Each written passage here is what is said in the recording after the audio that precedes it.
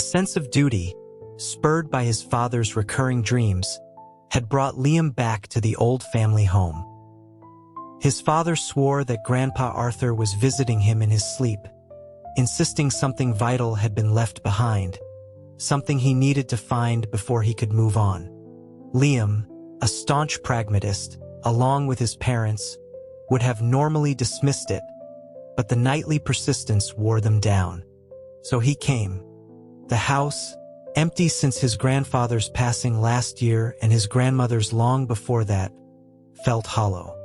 The warmth had been vacuumed out, leaving behind a skeletal silence that clung to the peeling wallpaper. He decided to abandon any nostalgic lingering, planning to sort through the last of the effects and leave by dusk. Most of the meaningful items had already been dealt with. What remained was mostly junk, things his grandfather would likely curse him for bringing to the afterlife. After a fruitless search of his grandfather's bedroom, Liam was about to move on when his foot struck something solid, the sound a dull thud in the quiet room. He looked down to see a blue Royal Dance cookie tin. Wiping away a thick coat of dust, he pried open the rusted lid. Inside, forgotten by time, lay a single, perfectly preserved envelope. Upon opening it, for words caught his eye. "I am in love with you." It was a love letter. The paper was yellowed with age, the cursive elegant. The recipient, Arthur, was his grandfather. The sender, Clarence, was not his grandmother. A profound curiosity washed over him. Who could have harbored such a deep, hidden affection for the gruff, somewhat unreliable man he remembered? Even his own grandmother had treated him with a daily dose of exasperated fondness. The idea of someone loving him with such fervor was astonishing. After reading the letter several times, Liam borrowed an old sputtering moped from his neighbor, Mr. Henderson. The address was just in the next county over. A gentle evening breeze cooled his face as he navigated the cracked asphalt roads that wound through the rolling hills, his heart pounding with a strange mix of anticipation and treachery. But as he pulled up to a house with a faded red gate, a wave of nervousness hit him. What if she had married? What if she wasn't even alive? Would she remember a youthful infatuation? Would she remember his grandfather? The questions evaporated the moment the door opened and he saw Ethan's faintly surprised face. Liam let out an audible gasp of disappointment. He checked the address on the envelope against the numbers on the mailbox. It was the right place. Ethan stood there in cotton lounge pants and a worn t-shirt, arms crossed, exuding an air of mature, casual confidence as he watched Liam's frantic head bobbing. He inquired if Liam was looking for him. Liam felt a surge of frustration. This was the last face he wanted to see. The entire journey, filled with a sort of literary romanticism, had led him to his childhood nemesis. Ethan's brow furrowed slightly before he leaned in, glancing at the envelope. He explained that while he had no sister, he did have a grandfather, and asked if that was who Liam was looking for. The gears in Liam's brain ground to a halt. He pointed a trembling finger at the envelope and struggled to form the words, asking if he meant.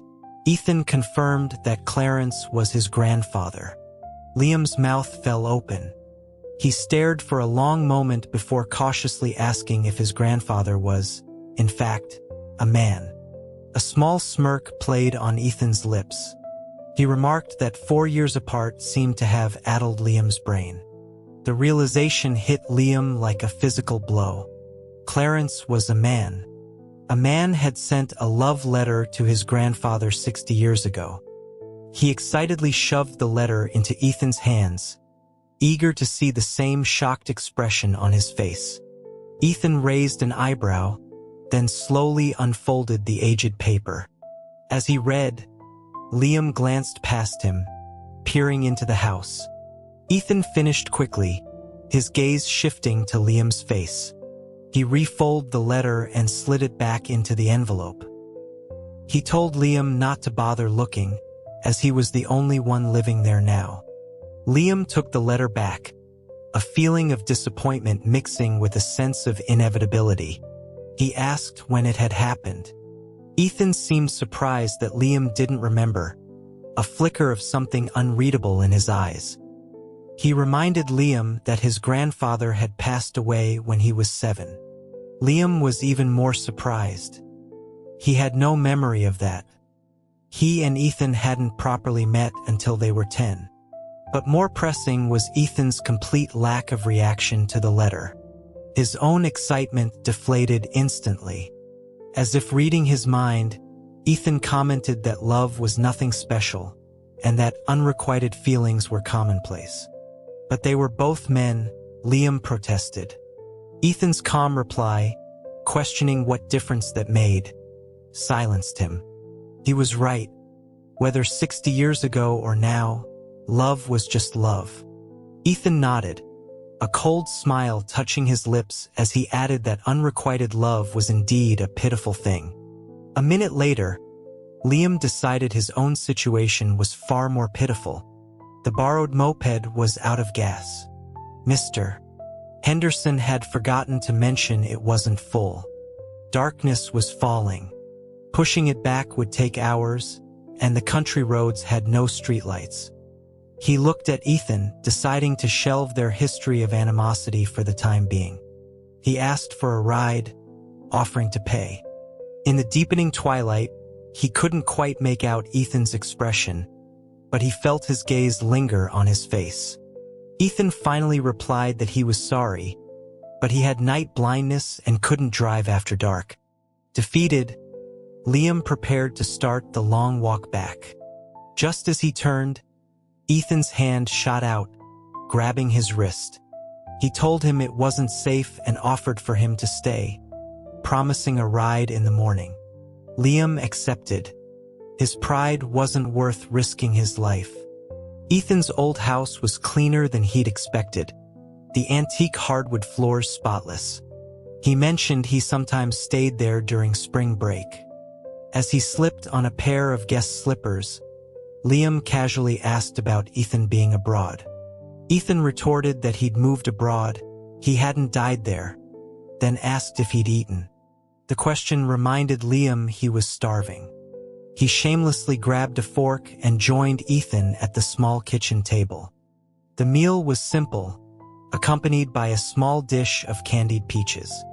Liam tried one and commented, without thinking, that his own grandfather made them better. Ethan, popping one into his mouth, simply said he knew. The mention of his grandfather brought the letter back to his mind. He stared at his rice, stained slightly by the peach syrup.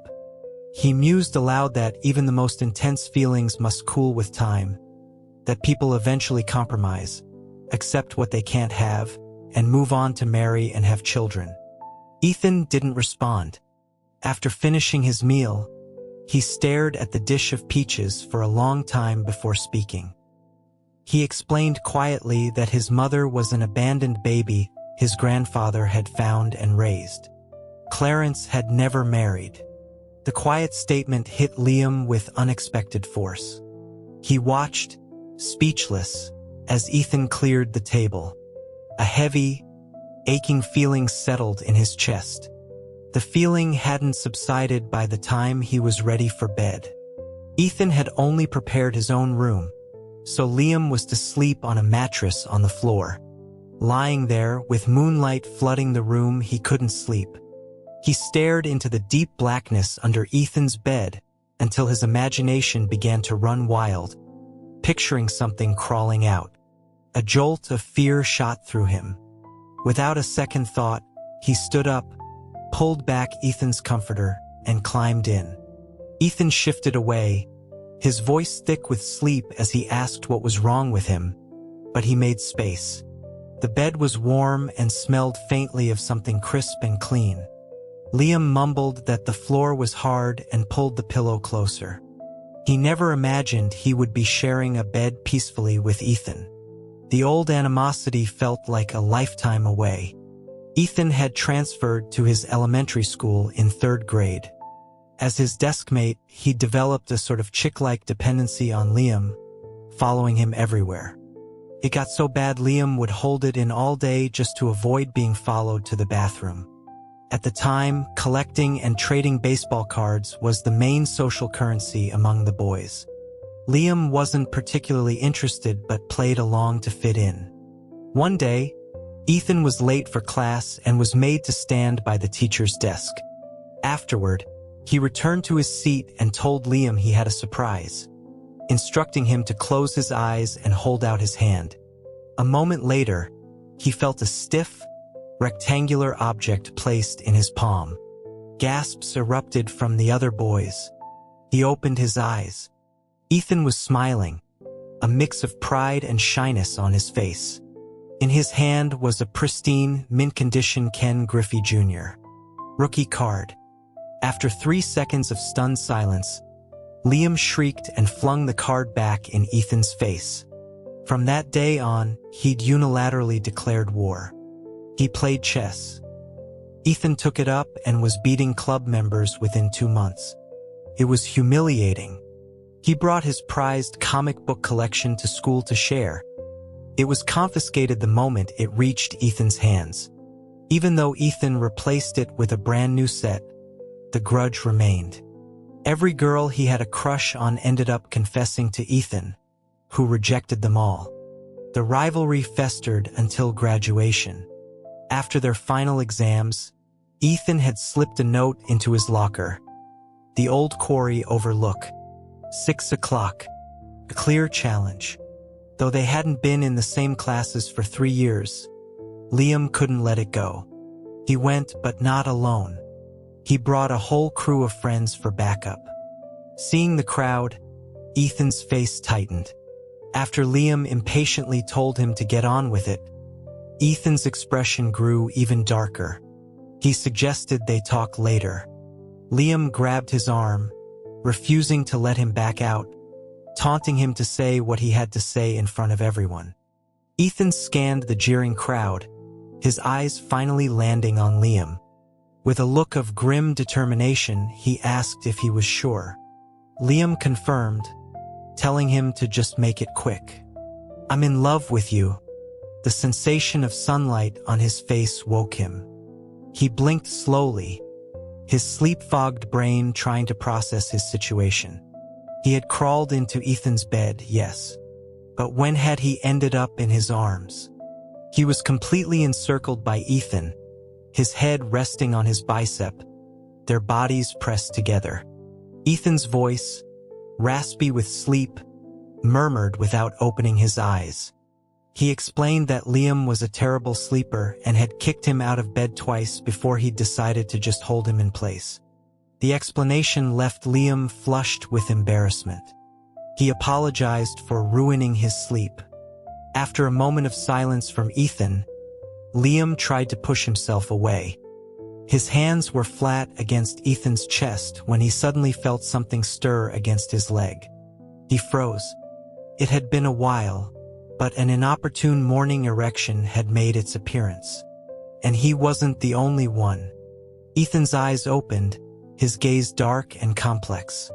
Liam laughed nervously, trying to deflect by commenting on how hard his chest muscles were and asking if he'd been living at the gym.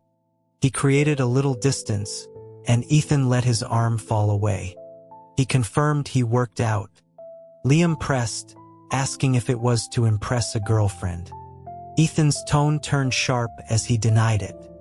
Liam then tentatively asked about a boyfriend. Ethan's long lashes fluttered as he met his gaze directly. He started to say that he wasn't gay, he just... Liam cut him off with a dismissive "Oh, right, just for discipline."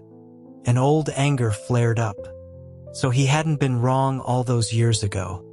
For 4 years, he had wondered if there had been any truth to that confession. If Ethan's sudden move abroad had been because of him. He'd never even dated in college, because every time someone showed interest, he'd remember Ethan's face, his 4 words that had become an inescapable shadow. That day at the quarry, after a long, stunned silence, The crowd had erupted in laughter and catcalls. Liam had stood there, small and helpless, as their jeers pierced him. It was a vicious, brilliant attack. Instead of a fistfight, Ethan had gone for psychological warfare. Liam had lost, utterly and completely, fleeing in humiliation. The story became a running joke among their friends. And Ethan, the perpetrator, had simply escaped it all. Fuming, Liam threw back the covers and announced he was using the bathroom. A long, cold shower cooled his temper. When he came out, Ethan was getting dressed. He said he'd drive him back after breakfast. As he pulled a hoodie over his head, the muscles of his abdomen contracted. Liam looked away and hurried downstairs. A pot of oatmeal was simmering on the stove. He wondered when Ethan had woken up to make it. Over breakfast, he asked why Ethan still came back every year. This town was dying, all the young people had left. Ethan placed a hard-boiled egg in his bowl and replied that it was just a habit, but this was probably the last time. Liam commented on his plans to settle permanently abroad. Ethan looked up, a brow raised, asking how he knew. Liam couldn't tell him that news of Ethan had always found its way to him, usually prefaced by his friends with, the guy who left the country after you rejected him. He just said he'd heard it somewhere. Ethan nodded. He said it was mainly because he felt he'd finally let go. Liam paused, spoon halfway to his mouth. Let go of what? He suddenly remembered the letter and set down his utensils. He asked Ethan if, before taking him home, he would go somewhere with him first. He had a feeling his grandfather wanted the letter delivered. The late spring cemetery was a riot of saturated green. Arthur's grave was at the top of the hill, a prime spot with a sweeping view. The yellowed letter turned to ash in the small fire, and once it was cool, Liam stood up, dusting his hands. His dad would sleep better now. Ethan had stood by silently the whole time. The recent rains had made the stone steps slick. On the way down, Liam broke the silence, wondering aloud why his grandfather had never read the letter. Ethan, who had been walking a few steps ahead, stopped and turned. Double-sided tape, he said, was only widely available about 30 years ago. The letter was 60 years old. Liam stared, stunned, as the implications sank in. His grandfather had read it. A storm of conflicting emotions brewed inside him. When had he read it? And why had he resealed it? He regretted burning it so hastily. Ethan's voice cut through his thoughts. He pointed to a nearby tree trunk, noting a large stag beetle clinging to the bark. He told Liam he wasn't scared of them anymore, so his old tricks wouldn't work. Ethan gave a soft, almost imperceptible laugh, more like a sigh. He said it was becoming clear that Liam's cluelessness was genetic. The remark, an insult to both him and his grandfather, annoyed Liam. As he was about to retort, Ethan turned and continued down the steps, speaking softly over his shoulder. He said he never meant to scare him. He thought he would like it. Liam froze. He thought he would like it? He hurried to catch up, but his foot slipped on a patch of moss. He pitched forward, a cry escaping his lips. He knew he was going to fall, but in a blind panic, his hand shot out and snagged the waistband of Ethan's jeans, arresting his fall just short of the stone.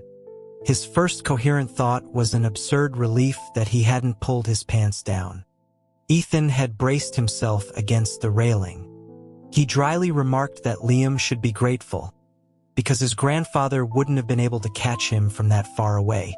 After Ethan helped him up, Liam apologized profusely, asking if he'd hurt him. Ethan let out a humorless chuckle. Not hurt, he said, just about cut in half. Alarmed, Liam lifted the back of Ethan's hoodie. A long, angry red welt stretched across his pale skin. He cursed under his breath. Ethan tried to pull his shirt down, asking what Liam was going to do. Blow on it to make it better? Liam held the fabric tighter, leaned in close until their faces were inches apart, and whispered, asking if it would help. Ethan visibly tensed, then gently pushed him away. He said it wouldn't and they should just get down the hill. The rest of the drive was silent. Back at the old house, Liam didn't get out of the car right away. Neither of them spoke. With the letter gone, there was no reason for him to ever come back here. Just like Ethan, this would be the last time they saw each other. The thought was strangely unsettling. He murmured that it was a shame. When Ethan looked at him, confused, Liam quickly clarified, meaning their grandfathers. Ethan's fingers tapped a restless rhythm on the steering wheel. He said that with both of them gone, no one could say how they truly felt. He then pointed out that Liam's grandfather had a family and a full life, so what was there to regret? Liam's defense was weak. He argued that the dream meant Arthur had unfinished business. Ethan countered that it only proved he was either a dull man or a weak one, who ran from a confession only to realize its value when it was too late. There was no going back. There was nothing left but 2 plots of earth. Liam felt a flash of anger at the insult to his grandfather but found he had no rebuttal. He had a sinking feeling Ethan wasn't just talking about Arthur. Ethan let out a soft, bitter laugh. "Runs in the family," he said. That was the last straw. Liam's anger boiled over. He snapped, asking what he meant by that, accusing him of having the nerve to be righteous after publicly humiliating him. The car fell silent. He'd said it. Ethan leaned back against his seat and sighed heavily. He said Liam's name, and the sound sent a ripple through Liam's chest. He asked what. Ethan turned to him, his expression serious, and asked him what he thought love was. The question disarmed Liam completely. He stammered that love was just love. Ethan's gaze was intense, almost sorrowful. "It's the desire to have and to hold someone for a very, very long time," he said. "My love for you is that kind of love." Liam searched his face for any hint of a joke, but there was none. He was utterly serious. Liam's heart skipped a beat, then began to hammer against his ribs so loudly it felt like it was in his ears. He heard himself whisper that Ethan had said he wasn't gay. "I'm not," Ethan replied. "I'm just in love with you." The air in the car felt thick and hot. He knew he should say something, but his mind was blank. After a long, tense moment, he unbuckled his seatbelt. He mumbled his thanks for the ride and asked him to open the trunk. He didn't dare look up, but he felt Ethan's eyes on him for a long time. Then Ethan spoke, his voice low. "So I was right. Even if you got a second chance, you'd still choose to run. You won't even give me an ending." Liam scrambled out of the car. "I'm sorry," he whispered, his voice barely audible. His thoughts were a chaotic mess. By the time he'd unloaded the moped, Ethan was gone, his car disappearing down the road. When his dad picked him up, Liam still felt like he was burning up. His father touched his forehead and asked if he was coming down with something. Liam hugged himself, shivering. He said it was possible. He'd taken a very long cold shower that morning. On the drive home, he asked if his dad had ever heard of someone named Clarence. His dad, who had been wistfully looking at the old house, brightened up. He asked who she was, teasing Liam about finding romance in just a few days. Liam rolled his eyes, explaining he was an old friend of Grandpa Arthur's. His dad thought for a long time before shaking his head. He said his father didn't really have friends, just neighbors. He'd lived his whole life in that one place. Disappointed, Liam fell silent. The story of Arthur and Clarence, it seemed, was lost to time. His dad clapped him on the shoulder and joked that the next time Grandpa Arthur visited his dreams, he'd ask for him. Liam just nodded. He had a feeling his grandfather wouldn't be coming back. He did get a fever. Tossing and turning in bed, he dreamt he was a child again, riding on his grandfather's back on a mountain path. He knew it was a dream. His grandfather was strong, his steps swift, his voice young as he teased him about playing in the creek and catching a cold. Then he stopped. Over his grandfather's shoulder, Liam saw him. Ethan. He hadn't lied. They had met long before he remembered. It was the day of Clarence's funeral. Overwhelmed by grief, his family had lost track of him, and he'd gotten lost. Liam had wriggled down from his grandfather's back and taken Ethan's hand, insisting on bringing him home. A small, hot hand clutching a cold one. His grandfather had gone quiet after learning whose grandson Ethan was. But Liam was thrilled to have found a playmate. Forgetting his own fever, he'd pulled out all his toys and snacks, including the candied peaches. Ethan's eyes had lit up. He'd said his grandfather had been craving them before he passed, and that they were delicious. A young Liam had proudly declared he would get his grandpa to make a whole giant bowl for them. But when he turned, he saw only his grandfather's weary back as he slowly climbed the stairs, each step heavy. He and Ethan had played for hours, until Ethan's family finally arrived. Liam stood in the doorway waving goodbye. He asked if Ethan would come back tomorrow, telling him he liked playing with him. Ethan, holding an adult's hand, nodded solemnly. But there was no tomorrow. His fever spiked that night, and his parents took him back to the city. He wouldn't return for 3 years. The next time he saw Ethan, he was the new kid in his class. What he thought was a first meeting had actually been a reunion. On the last day of his break, he went out for beers with his high school friends. The old "I'm in love with you" story inevitably came up. Liam, annoyed, told them to drop it, that it wasn't funny. They exchanged looks and started teasing him, asking if his conscience was finally kicking in now that the poor sap was rumored to be back in town. The derogatory term bothered him. They acted shocked, asking if he seriously never realized how much Ethan had done for him. One of them pointed out that for 3 years, Ethan had been the one to fill his water bottle every day because he was too lazy. And when he'd torn his meniscus playing basketball, Ethan was the one who brought him lunch and copied class notes for him. Liam sat up straight, stunned. He had always thought their friend Greg did all that. They all burst out laughing. "We meant your husband, not Greg," one of them cackled. They couldn't believe he'd been so oblivious.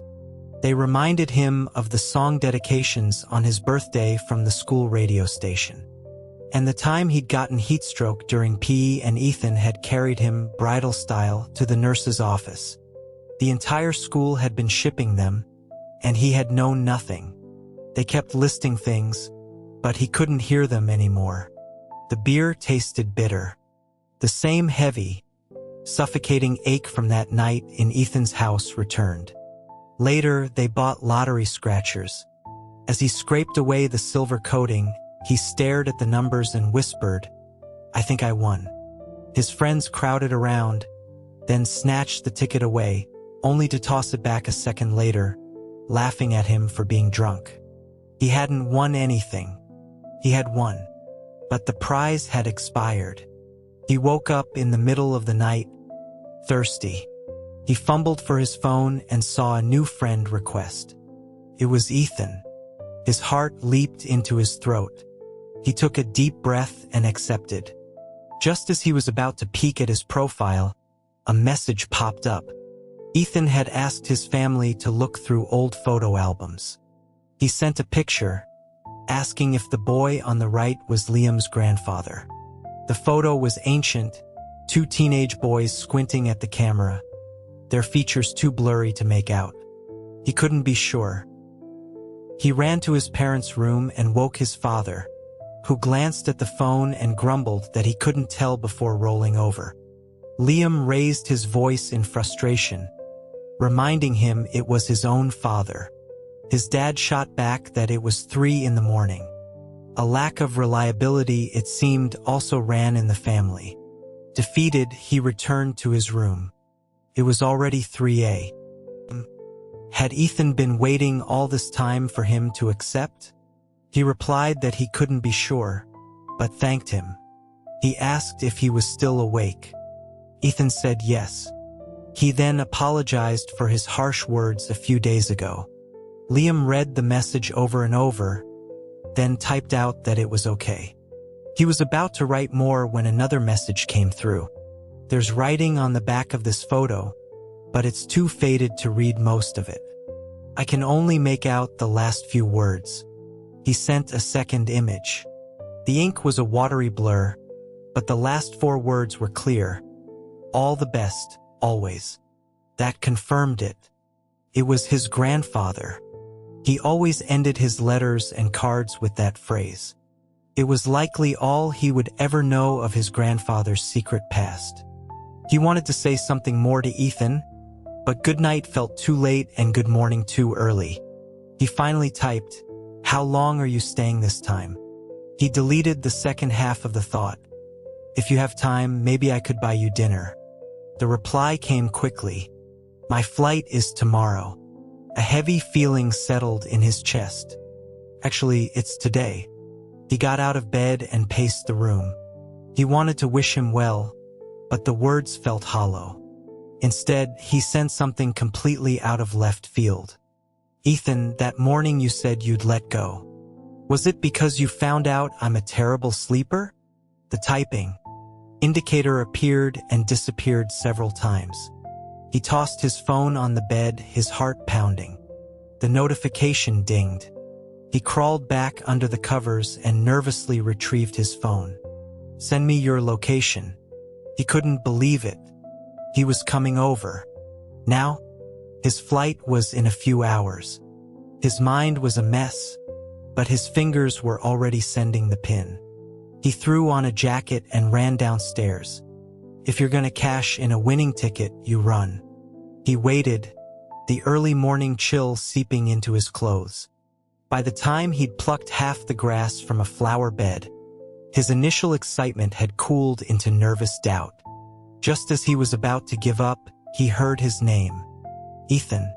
He was out of breath. He had run too. Liam stood up slowly, dizzy from crouching for so long. A steady hand gripped his arm. The familiar, clean scent of Ethan enveloped him, and for a moment, he was back in that warm bed, the most peaceful sleep he'd had in months. "Do you know what this means, Liam?" Ethan's voice was low, intense. The sky was beginning to lighten. His gaze was hotter than the rising sun. He gently tilted Liam's chin up, forcing him to meet his eyes. "I think," Liam said, his voice trembling slightly, "I think I know what love is." A small smile touched Ethan's lips. "Oh? And what is that?" It was still embarrassing, but he had to say it. The answer had been there since he was 7 years old. "Ethan, I like being with you." Ethan didn't speak. He just watched him, his eyes growing brighter, hotter. Liam's face burned, and he tried to pull away, but the arm around his waist tightened, pulling him into a fierce embrace. "Liam," Ethan whispered against his hair, his chest vibrating with the words. "Will you be my boyfriend?" It was the logical next step, but he was moving abroad. Liam didn't want him to give up his life for him, nor did he want to move to a place where he knew no one. As if reading his mind, Ethan spoke again. "I already canceled my ticket. You're not gonna back out on me again, are you?" Liam's jaw dropped. Before he could respond, Ethan continued. "I'm done with that place. No good food, nothing to do, and most importantly, you weren't there." The sounds of the neighborhood waking up began to filter through the early morning air. They probably looked like they were having a secret affair. He supposed they should make it official. "'Kay," he breathed. "Let's be boyfriends." Starting now, Ethan's mouth on his cut off the rest of the sentence. It was sudden and overwhelming. Is this what the first day of a relationship was like? He was dizzy, breathless. When it was over, he buried his face in Ethan's neck, too flustered to look at him. That old, familiar problem had decided to make a reappearance. Ethan's voice was husky as he laughed and held him tighter. You're so sensitive, Liam. There was no cold shower available. He tried to change the subject to wait for things to calm down. So what did you mean when you said you'd let go? Ethan didn't answer right away. When Liam looked up to ask again, he was kissed once more. Get in my car, Ethan murmured against his lips, and I'll tell you. Inside the car, shielded from the waking world, Ethan finally explained. Letting go meant accepting you for who you are. A weak, clueless person who just follows the crowd. And still loving you anyway. He paused. It also meant accepting the fact that you might never love me back. Liam grumbled that he wasn't weak or clueless. I've changed my mind about that, Ethan said, a playful glint in his eye. You're very brave. Liam watched him, a lock of his hair catching the golden morning light. So I'm different, he said. We're different from them. Yes, Ethan said softly. We're different. We are not unrequited. From Clarence to Arthur. I love the spring, the taste of bourbon, the 16th moon, the wheat rolling in the wind, the blue shirt you gave me, your candied peaches, you in a white shirt, you and me, you. Arthur's reply, written on the back of a photograph. It is enough to have seen the flower bloom. One need not own it. Don't waste the spring. Don't waste a beautiful moment. May the rest of your days be full of joy. And if not, then all the best always.